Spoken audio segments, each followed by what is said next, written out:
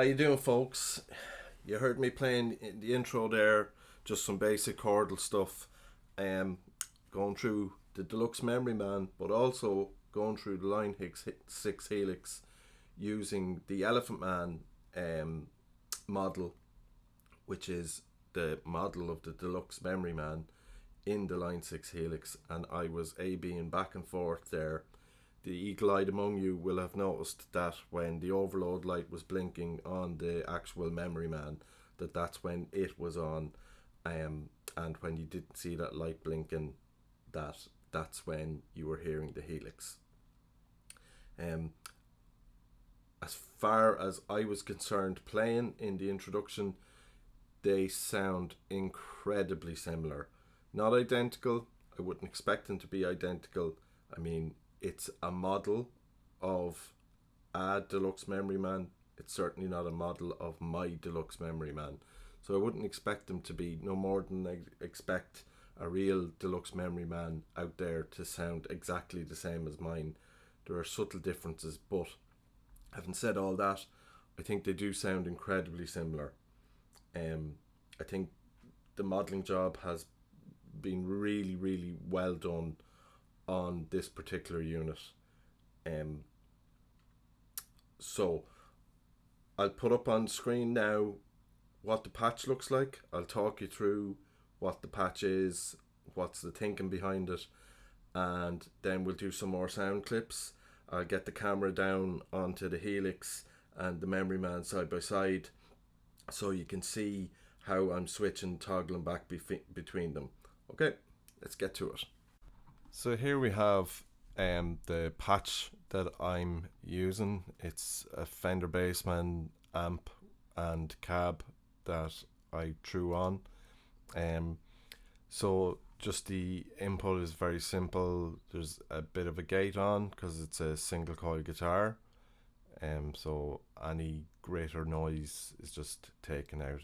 You can see the threshold's very low on it, so it's not overdoing it at all. It's just nice. It means you get a really quiet recording with it. So the first thing it hits is the LA Studio comp, which is just one of the nicest compressors in the Helix system. It's just lovely. I don't need to do much talking about it. There's so much better experts than me, because I've literally just got the Helix, do a lot of talking about the LA Studio comp, and it's just a really transparent, nice compressor. It does what it says on the tin. Just a bit of compression at the start. Who doesn't like a bit of compression? So it's a Bassman, as I said. It's called the Tweed Blues. I'm in the bright channel. These are my settings. Drive a 3, 4.5 on the bass, 7.4 on the mids, trebles at 7, presence at 3.4, channel volume is 7.9, master's all the way up because it's not a master volume amplifier, so that's how you run them. I think that does that anyway as default on that. Sag, I didn't change. Home, ripple, they're all at their stock settings. The bias is 7.3 and the bias X is 5.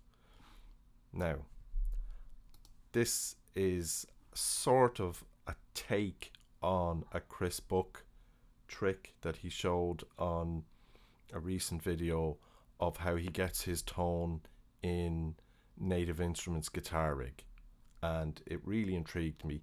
He likes to, in guitar rig, he likes to put a tube screamer on its cleanest possible setting in between the amp and the cabinet. So I thought to myself, well, how could you do that in Helix? Now, there is a tube screamer in Helix, the Scream 808. I tried that, wasn't crazy about the results. I wanted it to stay clean, and it couldn't stay really, really clean.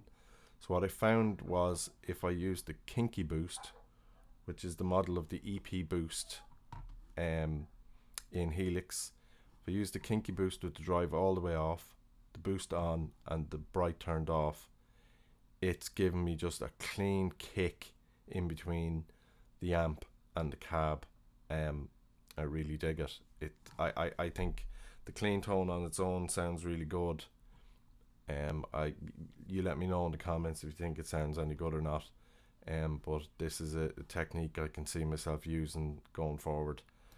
The cab is the 4x10 tweed, so it's exactly what you would expect with a Bassman. I'm using the 121 ribbon, 8 inches back. Wanted a bit of space. I think it suits what I'm trying to do with this video. Low cut 50 hertz, not drastic with the low cut. 15 kilohertz with the high cut. No early reflections, and the level is just at unity.